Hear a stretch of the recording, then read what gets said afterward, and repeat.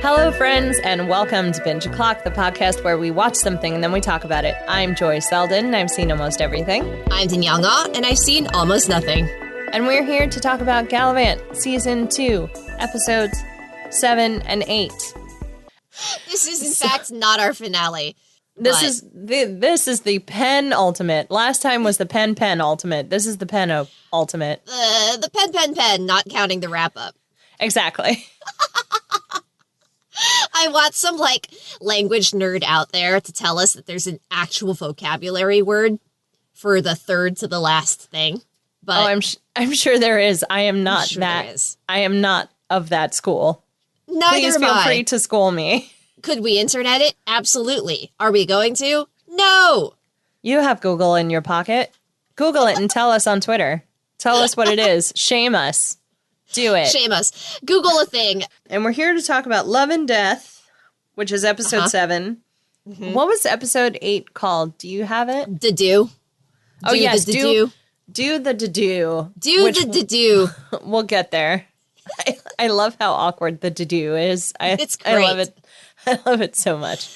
These episodes are a lot of exposition. Mm-hmm. So I think we can cascade through them in the order of, because we've got Isabella trying to put together an army because she didn't touch her nose in time. Yeah, I was going to say, I feel like her role in this, while I'm happy that she's finally taking control of her narrative. And I like a couple of the things they do with her, where they give her actual choice. Mm-hmm. That's it. That's the summary. Isabella is preparing for war. Yeah. Isabella is preparing for war. She is in a kingdom being run by an 11-year-old. So yes, they have no weapons. They have no army. Were designed by an 11-year-old. Oh my gosh, the horses are the battle axes are literally chocolate wrapped battle axes. Yeah. The horses, as you were saying, are just like the stick hobby horses. It's bad. I'm glad you said that because I didn't know what those horses are called. I think they're called hobby horses. Don't at me, friends. Actually, feel free to at me. You can at me. It's fine. I think they're hobby horses. I always thought they were hobby horses. To be fair, the hobby horses might be the ones with the springs. Okay, so these are the the horses where it's a horse's head stuck on a stick, and you're supposed to put the stick between your legs and pretend that you're riding a horse. At any rate, that's all she has. She has chocolate axes, hobby horses, a child king, no army, parents who, by their own account, are terrible at war. That's how their defending entire a kingdom. Yeah, that's how their entire kingdom got attacked and conquered last time. And a good ruler, yeah. In episode 2, she goes to Madalena to basically talk terms of surrender because she knows she can't fight. Yeah. And in my opinion is that's the best option for you. And you know what? Yeah, that makes a lot of sense. Yeah. And hijinks ensue, but we'll get to that. Okay, before that, because that's episode 8, right? Yeah, okay, that's episode 8. So episode 7, Isabella's preparing for war. Before we talk about the team, should we talk about Gareth and Magdalena? Or should we talk about the A-team? I put heavy quotes on A-team in this case because they are not the A-team. The party.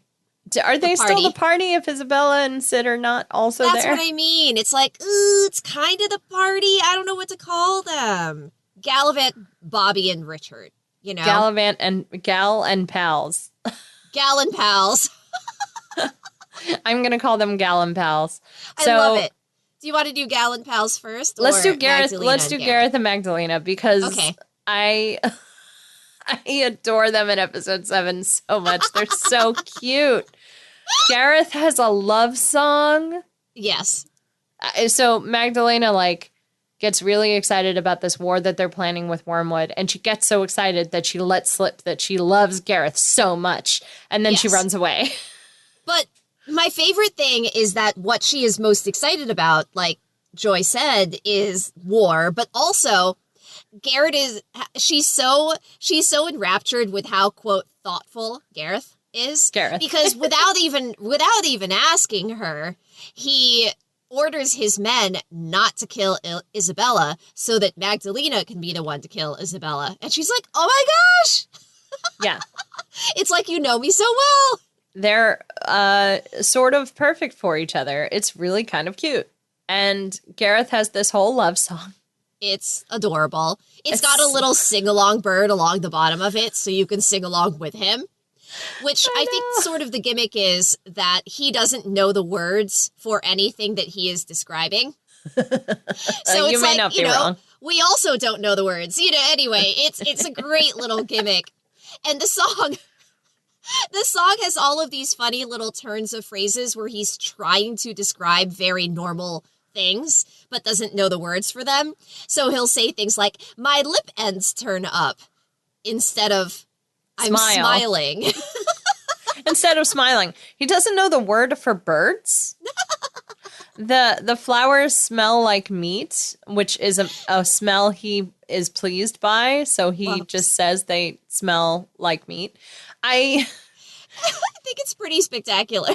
It's a really good choice. I just love this choice for this character because, he would be this is completely alien to him. Mm-hmm. And it is alien. Like, he basically walks around just as it's like, what if a henchman fell in love? You didn't give the henchman a whole lot of character to begin with. So what does he say?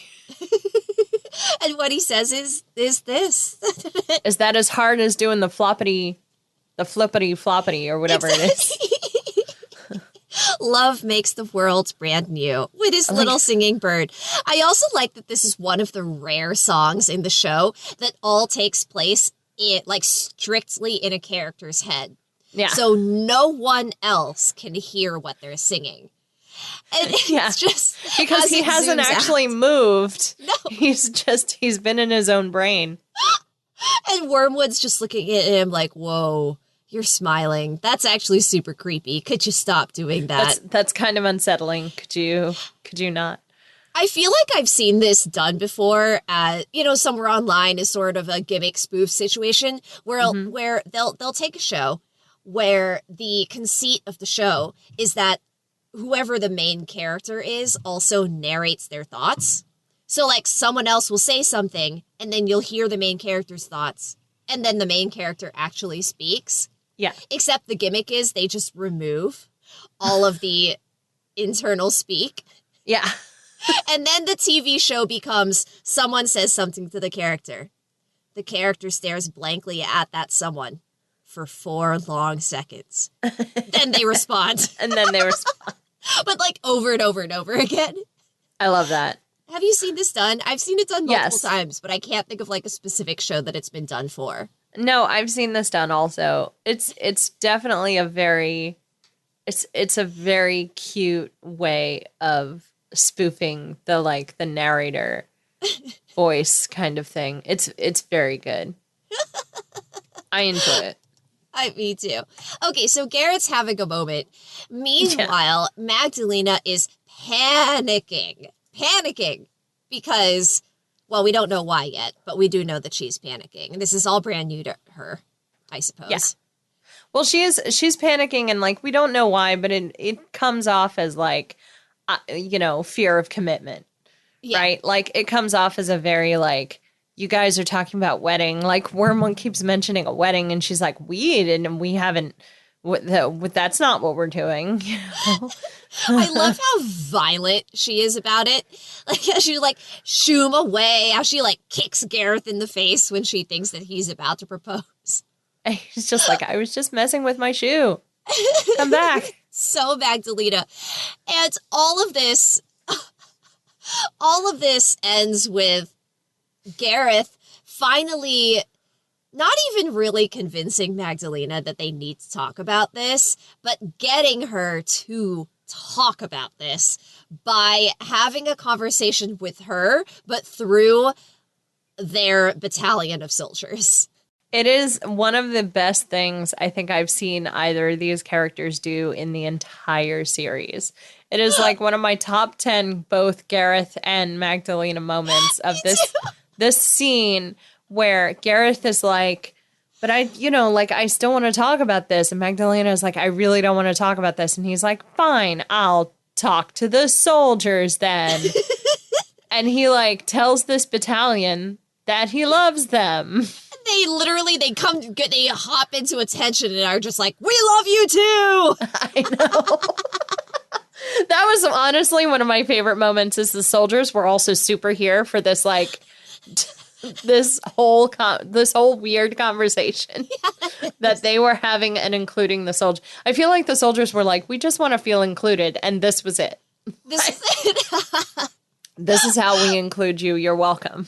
And so Magdalena spills the beans to the soldiers, and basically says to them, I know, and this is all brand new to me, right? I've never felt this way before. And she's sort of feeling pressured to move forward. And again, when she says, I'm feeling pressured to move forward, the soldiers are moving forward. So good. But it's so good. Such a good joke. It's such a good joke. And I like that at the heart of it, there is something that's a little bit sweet, which is like so rare for characters like Gareth and Magdalena.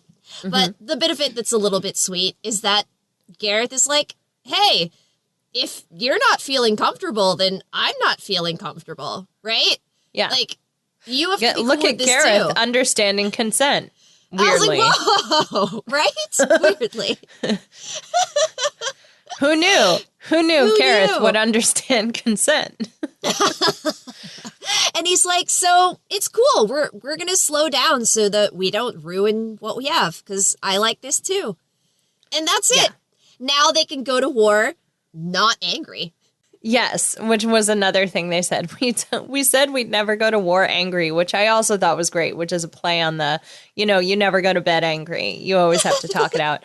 I love that. I love that for the two of them because war is their lovemaking, essentially. Yes. Like, it's their love language. I don't even necessarily know if they, I mean, not that they have to be, but the funny thing to me is like, wouldn't it be great if Magdalena had like a boyfriend who didn't care if they were intimate? Yes. Mm-hmm. Right? Like, who's just like, yeah, whatever. I'm here to support you and love you, and that's fine.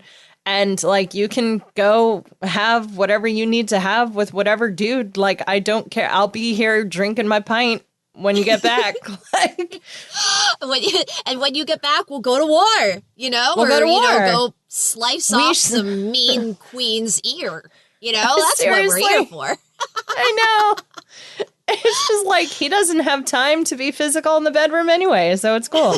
It's so funny to me that it's like, I don't think I ship them with any kind of physical love. Me neither. Which is weird. I don't know. I mean, listen, I'm still missing the final 2 episodes of this show, so I guess, for all I know, the show does put in canon that they've been physical or intimate, but at this point, I'm considering, my headcanon is they have not. I mean, it's so funny to me because it's like, they don't have to. And that's just like, for me personally, that I think is different because a lot of the show is like, of course you have to because you're in love, because that's the entire show. Yeah, we're going to talk about Richard in a second. I know. It's so annoying. But I think it's interesting to have a relationship like that where it doesn't have to happen. And like, for me, especially because watching shows like this, I didn't always think that way because it's like, because I did have the opinion that it's just like, well, yeah, of course they're going to be intimate, like years ago where it's like, duh. I feel like that's what we were spoon fed for years and years and years or decades or whatever amount of time, right? Like, oh, you fall in love, you get married, you get intimate, you have babies. Like, that's what you do. That's just what you do. Yeah. It's nice that this show broke away from that a little bit. Exactly. And then like, and even if it eventually happens, it's not going to be the end of the world for me. I just like that I don't need it. Yeah. Is what I'm saying. I agree. And they are clearly just such a good couple and so made for each other and so completely in love without needing that. Who knew that this was the ace relationship we wanted the whole time? I'm like, this is it. Here it is. I mean, they're both awful, terrible people, so I'm not entirely sure this is still the representation the ace community wants. But I mean, but you take representation where you can find it, right? Yeah. I mean, specifically in like 2005 or whatever year this was. 2016. 16. I knew it was okay. So again, going back to the conversation at the beginning of this, my brain actually knew it was either 2005 or 2015 is around what I thought it was. And I couldn't remember whether it was a 5 or a 15. And so I just like took a stab in the dark. Yeah, season 1 was 2015 and season 2 was 2016, which I just feel like is a whole... That's so funny. For some reason, I like remember watching this in college, but I guess I just like made that up because I was no longer in college in 2015. Well, I thought I watched it in college. I guess I was wrong. Maybe you watched it with a bunch of college friends. Or in a boxy apartment that my brain has decided was a dorm room. It's really hard to know. It's anyone's game.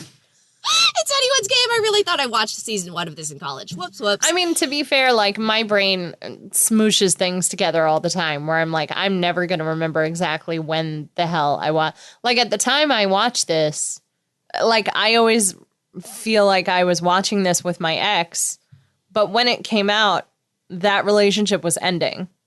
So it's kind of like, Maybe I didn't. Berenstain world, Joy, right. Because you and I both seem to think that we watched this show fully a decade before it came out. I know. And you and I both have very tangible memories of watching this show a decade before it came out. There's been a glitch. I don't know. There's a glitch in the universe, Joy. There's a glitch in the Matrix. Yeah. Something has changed. Something has been undone. Okay, I feel like we're putting off talking about Richard and Bobby and Galavant. Well, that's really episode 8. Let's finish episode 7. Watch as I put it off. Let's talk about Galavant and Neosporin. Yeah, so I mean, we have to. Like, we have to talk about him dying and being dead in order to talk about episode 8, right? Yes. So he is stabbed. They rush him to a healer. Stabbed. They rush him to a healer in a place called Sporin. Uh-huh. And there's a man there named Neo of Sporin. Ha ha. Ha ha. Who has too much exposition song, and he dies on the table. Yes. Like, the whole song is that time is of the essence, but the healer spends the entire song filibustering. Yeah. He dies on the table, and so then there's but I maybe could cure him if I had the gray hair of a weathered man in his 40s who has not been touched by a woman. Yeah. A man, who has not known the touch of a woman. I mean, listen, I'm so over this joke. I'm so over it. But did I laugh when Richard went immediately from, I will slay any dragon, I will climb a new mountain, anything for my friends. And then he hears what the ingredient is, and he's like, oh, sorry, bro. Sorry, man. Did I laugh? Yes. I laughed pretty hard at that, too. I mean, part of that is the actor playing King Richard. He's just amazing. I also laughed that they brought back the unicorn. Oh. Because the unicorn makes an appearance when he tries to deny the fact that he's still a virgin. The unicorn is just there. And I was like, okay, see, I didn't like the unicorn when it was originally there because I thought it was a little overplayed, but you gave it a little space, and now I think I'm fine with it. And it was just like the one moment, like a single shot of a unicorn. Pretty great. And then Neosporin is just like, I love you, unicorn. Okay, thank you. Thanks for stopping by. Goodbye. And something had to push him over the edge, you know? Yeah. This whole scene was honestly really well done. Yeah. Because they're gathered around Galavant. Richard has that funny moment. And like, Bobby and Sid both get pretty great throwaway lines as they're watching Galavant dead on the table. Like, Bobby literally says, does seem awfully early in the season for something like this. I know they do it all the time, but I love a season's joke. I love a season's joke. It happens twice in these 2 episodes. I know. Sid makes a Princess Bride reference, which is a real Captain America gif for me, where I get to say, like, I understood that reference. Yeah. That's a movie Danielle has seen. So Have seen can't it. Drink. Mostly dead, slightly alive. That's not a thing. But yeah, so Neosporin gets this ingredient, makes a potion, feeds it to Galavant. And Galavant, in the dead space, yes, meets, sort of a Grim Reaper type of character who has a bunch of, like, brides of Dracula, which I didn't fully understand, but whatever. It's very confusing, but I liked it. I liked it, but I also didn't understand it. Like, exactly. He's ushering them to, death, I suppose, or the afterlife, as it were. Yeah. And he has this really good song, and which I really enjoyed, and, like, we bring back characters to, like, tell Galavant goodbye. This is when we discover that Bobby can sing, like, actually sing. I know. I feel like they never give her a chance to shine, but she shined in this song. I don't remember if she gets her own song, but she definitely has some really nice singing moments in these 2 episodes for sure. My favorite part about this was I thought of you with your, I'm not really sure I like Galavant. He's kind of not a great person. And like this scene really encapsulates it. Right? Like, well, I ask, like, in what way? Because I already don't think he's a good person. So everything that happens in this scene just, further convinced me of that. Exactly. Like, it kind of doesn't matter, right? Like, up to a random guy just being like, hey, what's up? I don't really know why I'm here. And he's like, did I just run out of friends? I see. Like, the people who show up in his death scene are people that are basically irrelevant to him. Actually, he's not really very happy to see any of them. Sid, partly because Sid literally stabbed him. Yeah. But then Richard comes along, calls him his gal pal, which I love. I know. And he's still not happy to see Richard. I think the only person he's happy to see is Isabella, and Isabella has some words to say. Yep. Isabella is not interested in anything going on with Galavant at all right now. And, like, I love that we get that, like, sort of, behind the veil kind of thing of, like, we have this quote unquote realistic of like, the real time spirit, like, visiting people on their way out, and Isabella's ready to wage war and is just like, I mean, Galavant dropped me, so here I am. And so that's not what I said. I don't make fart jokes, which I thought was very funny. Which I thought was funny. But see, this was a nice moment for her, and I appreciated this moment because she starts off her verse saying, like, Galavant abandoned me, and then without even a second thought pivots to, but I don't need him. I can do it on my own. And he's like, wait a minute, what? Yeah. I also love how this show continues to play with the idea that some songs are heard and some songs aren't. And the show is just kind of cavalier about which ones are heard and which ones aren't. But like 60% of the time, the plot moves forward because accidentally overhears what someone else is singing. Exactly. Which I love. I love that it's a mix of all those things, right? Like, it's everything you just said all at once. It's, but yeah, so he has this experience and he's like, he realizes Isabella's unhappy. He realizes Isabella thinks that he dumped her, which is not true.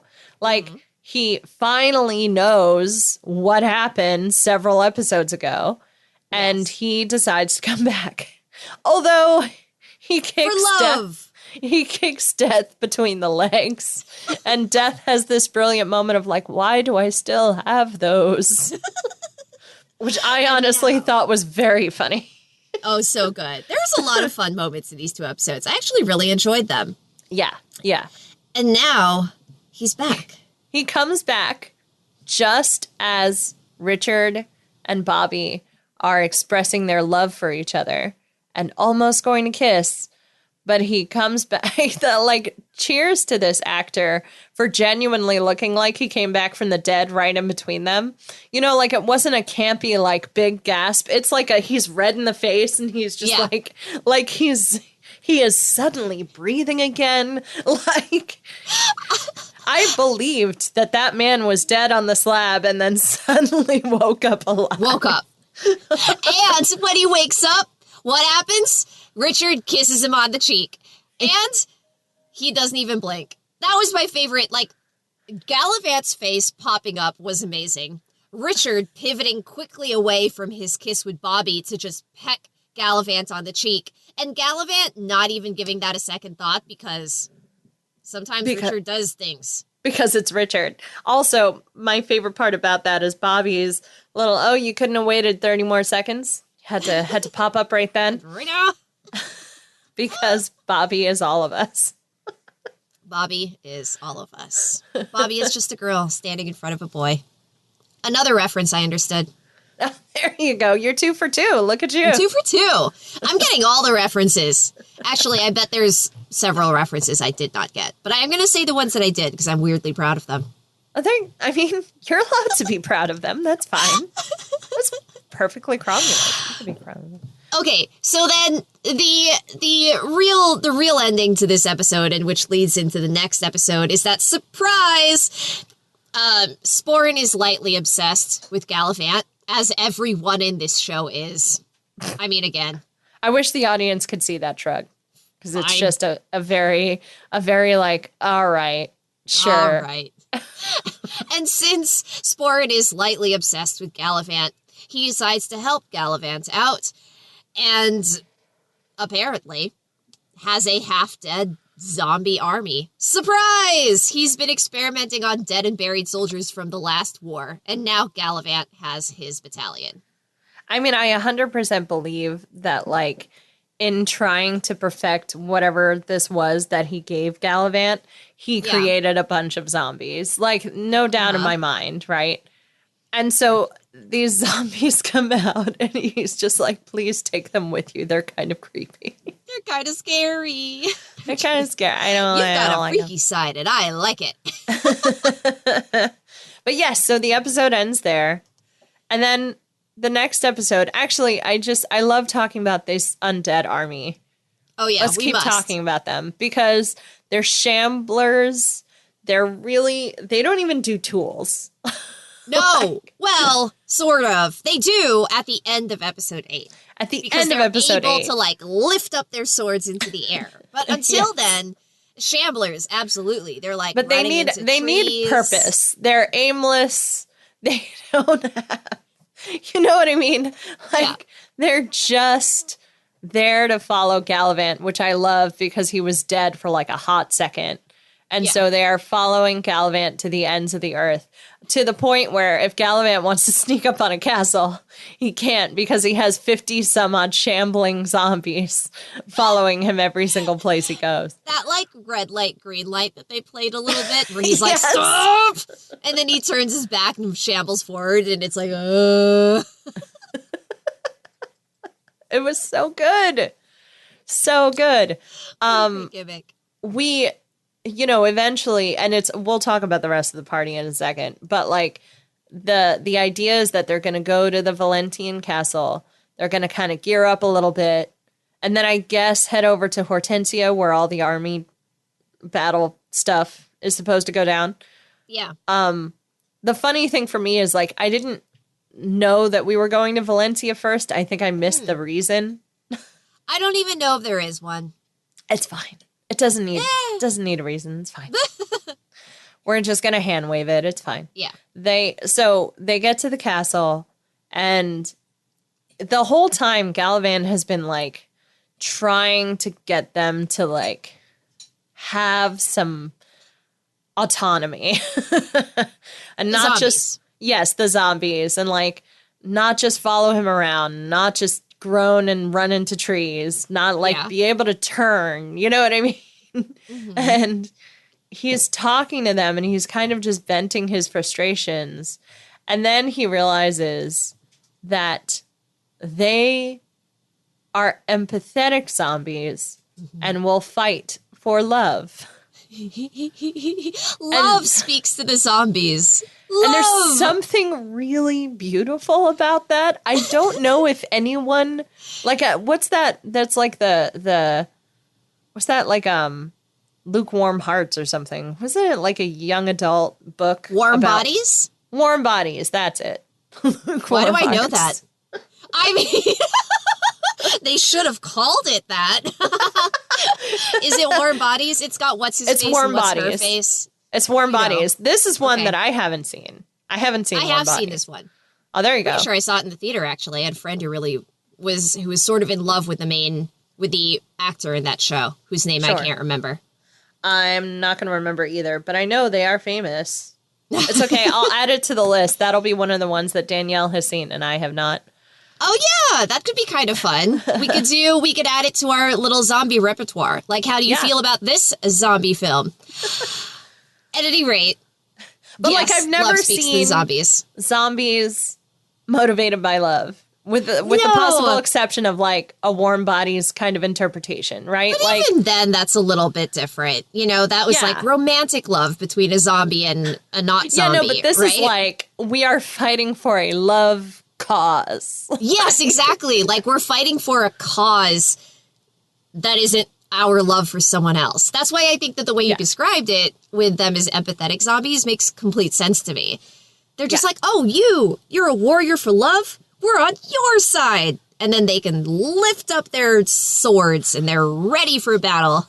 I love them so much. Okay, so we've talked about the zombies.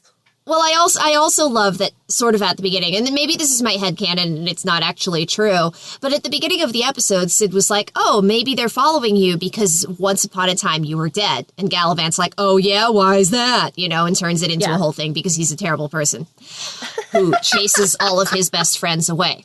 Right? Yeah. But you're not bitter. As it turns out, I'm not bitter.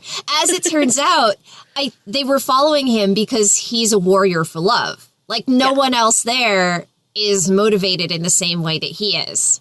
Yeah. And so it's not because he was dead. Porque no los dos. I mean, he is the most alive dead person that they've ever seen. Well, no, depending on whether the zombies actually start following anyone else in the show. But right now, they are only following the person who has A, been previously dead, and B, is motivated solely by love. Yes. Yeah.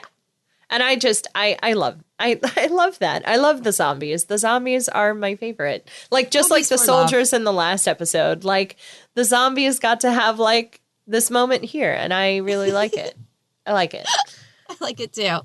So the rest of do you want to do Gareth or Isabella or the couple who shall not be named? Well, let's get King Richard and Bobby out of the way. Let's just talk about it. Let's talk about it, friends. So because Bobby confessed her love for King Richard, suddenly he's interested in adult activities. Yeah. He's never been interested before. But and I hate that he even describes it as I feel like, it should be with somebody you really love. And it's like, well, do you really love Bobby, or is it just because she was available and into it? Well, that's the thing that's annoying about it to me. If they have in the canon of the show that Richard doesn't want to have sex with anyone that he's not in love with.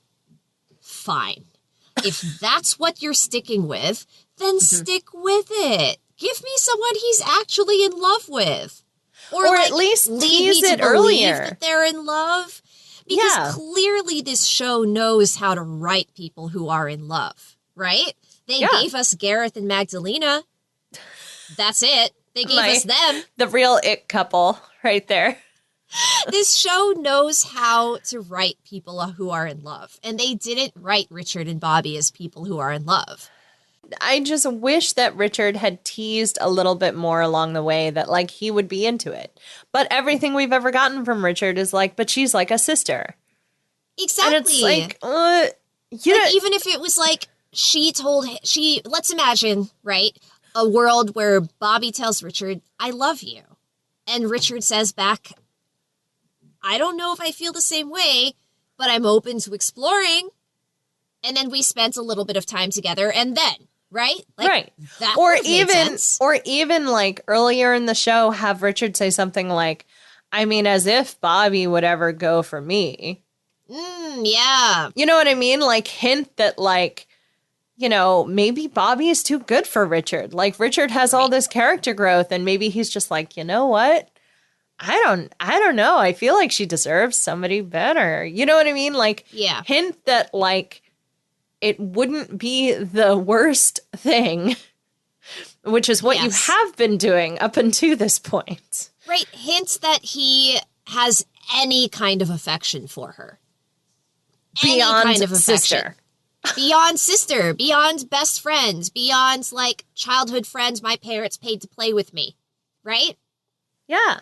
And it's extremely annoying. It bothers me so much, but I'll buy it. And they immediately, like, run into the bushes together. Yeah, no, it's instantaneous. It's like, as soon as she's like, I mean, you know, I'm here for you. And, like, I wish then that could have been switches flicked. I know. I wish that could have been fleshed out a little bit more, because just like with Gareth and Magdalena, you know, no one has chosen King Richard. You know, he made that really clear, where it's like, my parents didn't choose me. The kingdom didn't choose me. My wife didn't choose me. Like, you know, like, that's a big deal for him. For somebody to say, like, I'm here for you. I'm not here for Galavant. Like, I'll follow you wherever you want to go. But, like, I'm here to support you because I like you. And, like, tell me more about that. Like, how does that make you feel, Richard? Like, it is, you know what I mean? Strange. It is kind of strange that the writers chose to leave that specific response out, right? Because we're seeing sort of a theme here. Gareth has never felt this before, and we see the impact of that on Gareth. Magdalena has never felt something like this before, and we see her go through that process. But for some reason, they leave whatever Richard's process is on the cutting room floor. I know. Or don't write it into the show to begin with. And Richard, I would argue, is more of a main character than the other two are. And they've given Richard so much screen time, so much character growth. I just don't get it. I don't understand why it's not there. I know. I have a feeling the timing wasn't right, and to, like, bring it in so late in the game. Because, again, Richard is a very two-dimensional character. He doesn't observe a lot. Yeah. As evident by the several things he did while he was king. Right? Yeah. And while, like, the several terrible things he's done along the road with Galavant to, like, ruin their plans. So maybe the problem is that they've made he's too silly a character for them to do anything real with, right? That's because what I'm thinking. Even when he finally admits to himself and to everyone else that he's attracted to Bobby and wants to kiss her, his suggestion to, like, wear dark clothing and run up behind her and shout, boo, I'm like, whoa, where did that even come from? I know. You know what that feels like? That feels like we were childhood friends, and this is something we always used to do and scare each other, but, like, what if I did it in a cute way this time? That's what that feels like to me. I'm not saying that's what the writers were going for, but that's weirdly. What the writers were going for. I think you're being very generous, Joy. I think Richard is a less fleshed out character than everybody else, even with all of his growth, because ultimately he's an extremely superficial man, and he believes what's right in front of him, and he believes what's there. And if you hit him over the head enough, he finally gets it through his skull. Like, I guess. I mean, how many times has Bobby been making moon eyes at Richard? How many times has there been, you know what I mean? It's like, for Bobby, this isn't an overnight thing. You know, this has been consistent ever since she joined their you know, little, Gal and pals. Gal pals. Ever since she joined the Gal pals. it sucks. I hate it. But there's a Grease-like song about how they finally kissed eventually and did other things. And it's there and it exists. And just like the song in Grease, I don't like it. I don't like it. I think the only thing I like about their song is that their chorus are the love zombies. Like, that's it. The only thing I like about the song is that it wakes up the zombies because they're interested in love. Except that, like, is that love? I don't know. They're so cute, though. The zombies are the cutest part of the song. Exactly. That's what perfect. The only part of the song I like. The only part of the song. I mean, to be fair, as someone who has sung that song from Grease over and over and over and over again, the fun part is the chorus. Yes. You want to be in the T-Birds or the Pink Ladies for that song. You don't want to be Sandy or Danny. Oh, no. That sounds Danny right. or Sandy? Wow. It's been a hot minute since I've seen Grease, so please forgive me. Yeah, same. It's been a minute. I hate it. It happened. It happens again. And we're yes, done. They go to get brunch together, whatever. I'm just going to put that out of my mind because I'm so thoroughly disappointed by that relationship. And instead think about Gareth and Magdalena because this show did them well. Yeah. Wrote them well. Developed them well. So they are very prepared for battle. They have a whole game plan. Why did I wrote some trouble with bombs? Why did I write that? Oh no, I bet you that's the zombies. Some trouble with zombies. I was like, huh? Maybe we'll get there. But okay, you know what? We actually mentioned this earlier. Isabella and the Jester, right? Decide that there's no way Hortensia can actually... They can't even fight. Can't survive. Can't anything. They can't even show up to the field. They have chocolate weapons, you know? And so they decide to take the flag of truce to Magdalena and Gareth, which I kind of think it's hilarious that Isabella brings the Jester with her. I know. It doesn't really make sense, except that he's sort of her only ally left. He's her only buddy because the chef and Gwen are gone. I mean, her parents are never really... I know.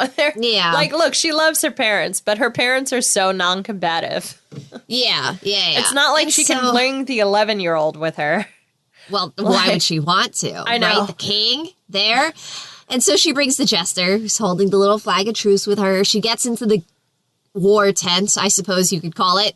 Magdalena and Gareth are in high spirits. They are so excited. They've got a whole plan going. They're jazzed. And then Magdalena sees through the tarp, like, oh, is that the flag of truce? No. Yeah.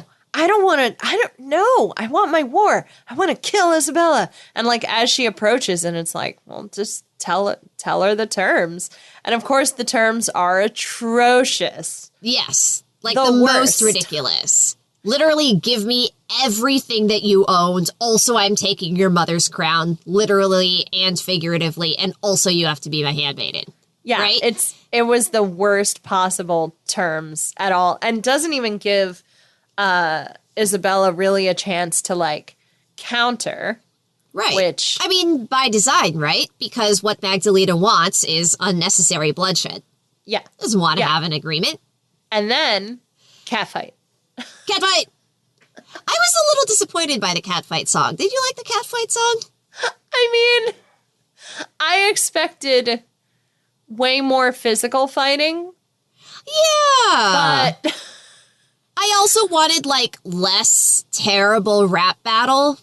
Like, I didn't like that. Like, what if it... Two women who are very good singers doing a song like that, it was a little weird. I was a little disappointed, I gotta say. Yeah, I mean, some of their singers were pretty good. Like, I really liked... The singers were good. I enjoyed that Magdalena literally had all the power in the scenario and completely knew she did. Because Isabella literally had nothing to list until she lies and says she has the one true king to rule all the realms and the sword. Yes. And that's it. Ha. And then she, like, leaves. She panicked. Yeah. And I just love that the Jester is like, what are you doing? And she's like, well, she made me so mad. And so Isabella now has been forced to wage war against Valencia, and with nothing, right? And so she... Although I do like that Magdalena, like we hear the other side, which is Magdalena is like, did you hear her? That's if she has the one true king to rule all the realms, that's a prophecy. Prophecies are never wrong. That's science. Gareth doesn't believe in prophecies. He thinks that he already has everything that they need to win this war. And I think Magdalena makes a choice here that's appropriate for her character, which is that she pretends to acquiesce. And she says to Gareth, okay, all right. And Wormwood, no thank you. We don't need the do, which is the dark, dark, evil way. We don't need to do the do. But then, of course, goes behind Gareth's back and signs away her immortal soul to Wormwood, thus granting her access to the dark arts. Yeah. Totally fits her character to a T. 100%. We all saw this coming. It's perfectly fine. My favorite part about that, actually, I feel like we're almost at one more thing, so maybe I'll save it. I have a favorite part about her signing over her soul. Ooh, okay, because there's a lot there that's really, really, really good. I know. But so she signs over her soul. I think we get the final song. Almost. Oh, okay. Right before the final song, we talked about Galavant preparing his troops, right? Zombies that's right. for love. Yeah. We get Isabella, who again has been forced to wage war against Valencia. Well, quotes. Against Gareth and Magdalena. And so she just like, all right, well, we're just gonna have to do our best. Gather all the weapons, gather the best things you've got. They have an entire pile of kitchen utensils, but specifically no knives. Yeah. Rolling pins and spatulas. The woman there. I'm here to give Magdalena a piece of my mind. Yes, her words are very cutting. Her words are very cutting, and then he averts his gaze. So that's Isabella, that's Galavant, and then we get Richard and Bobby. Yes, and we also have to briefly mention that Sid, through Galavant's terrible taunting, has decided to go off on his own and prove his worth because he feels so guilty about... is the worst. I know, stabbing. I love that he's like, my mother always told me this. I hate it when my mother is right. And it's like, your mother's always right. Shush. Dang it. Maybe you shouldn't have relentlessly teased one of your best friends about something that he already feels awful about. Seriously. Huh? Maybe. But so Bobby and King Richard, Bobby has this moment, which I was super sad about, by the way, because Bobby is a really good fighter. Yeah. And I was just like, what do you mean you're not going to fight? Yeah, seriously. How did the show just cut her out of the final battle? I know. But so Bobby has this very sort of sincere, vulnerable moment of like, but Richard, I love you and you're going to die because you're not a very good fighter. And I can't watch that happen. Meanwhile, in the back of my brain, I'm like, but what if you were like his bodyguard on the battlefield because you're actually a super good fighter? What if you were there and you protected him? Huh? But anyway, it's fine. I don't like it. I do like the joke about Spinster Island where there's a bunch of cats. Or Spinster Mountain? I think it's Mount her Spinster. aunt's cabin. Her aunt's cabin, which is in the shadow of Spinster Mountain. Yes. I feel like it's something like that. Which I adore. I think it's great. So just as quickly as things started, they fall apart. And Bobby and Richard are broken up. After all of that and all of that hullabaloo. Like, did I even need it? Why was it there? I know. Now they've broken up. Because she can't watch him die. And instead would just like to live the rest of her life knowing that she let him walk into his death and didn't even attempt to protect him. Fine. I don't like it. I don't like it. I hate it. And then we get the final song. And we get the final song, which I thought was very good because it's an echo of the song we started the season with, which is, of course, a lot sort of darker and minor key and like, you know, definitely sort of checking in with where everybody is, which I think is good because now we're getting into the final two episodes. Now it's happening. Yes. Okay. So, one more things? Yes, one more thing. So, there's a lot that happens during that scene. My favorite part is how Wormwood is actually put off by Magdalena. And how evil she is. She is too eager. Like, she almost killed a baby. Yes! Magdalena is a very, very, very bad person. She is too eager. Too eager. And I'm just like, Wormwood doesn't know what he just let into his tent. But there it is. There's my one more thing. I'm just like, Wormwood doesn't understand. That she almost killed a baby, that she attempted to slice her hand open. It's like, no. That's just the knife I was using to cut the peaches. Like, I just points for enthusiasm.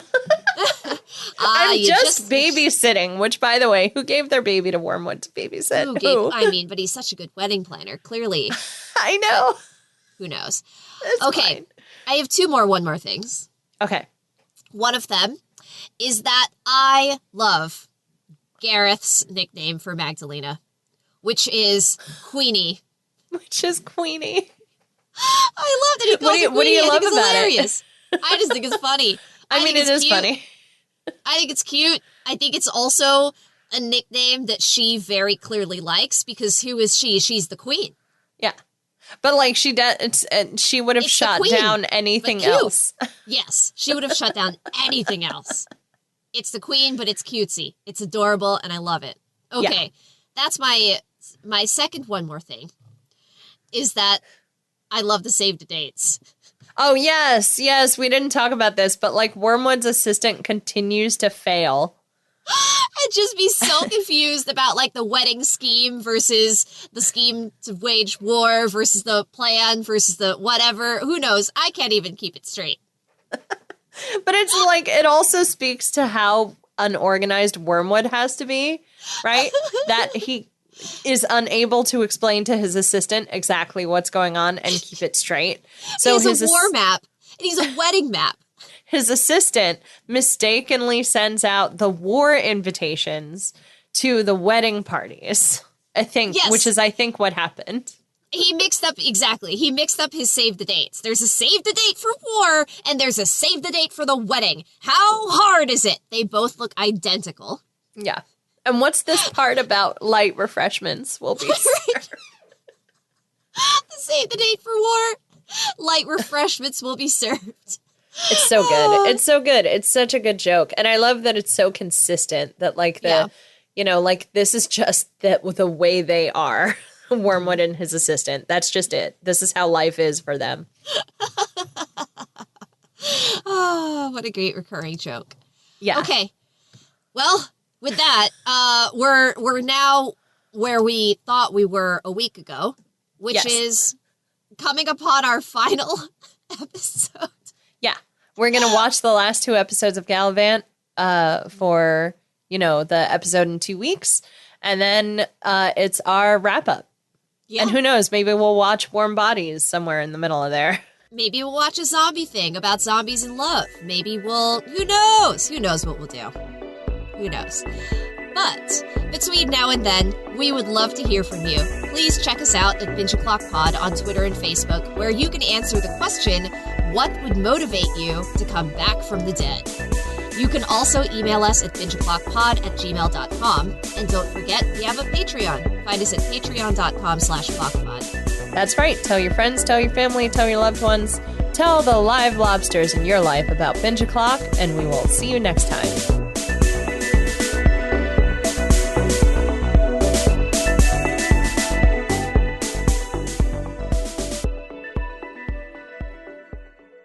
It's also like 8, 10, when it's like a high-ish even number, it's hard to remember which is which, It's not like you thought it was 15 and actually it was 8, True. Like that would be wild.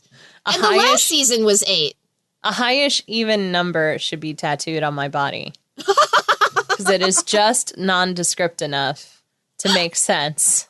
That's exactly how I remember numbers sometimes, though. I'm like, it's 3 or 5, like low and prime, But you're in charge of math, Danielle. Not anymore. Not anymore. They learned their lesson. They were like, wait a minute. They heard me say it's a highish even number one too many times. One too many times. They were like, we can't keep doing it. We can't. Nope. Thanks for trying. They saw me side-eye someone one too many times when someone said something as simple as, like, how many times does 9 go into 63? Side-eye. Someone, anyone? No? It's a highish even number. The answer is it's not actually a highish even number. No, but if that's just your blanket answer, I feel like I can see why you're no longer in charge of the math. It's just every answer is it's a highish even number. It's like, there's a whole other set of numbers called odd numbers that can be lowish or highish. Uh-huh. And middle-ish. And in the middle.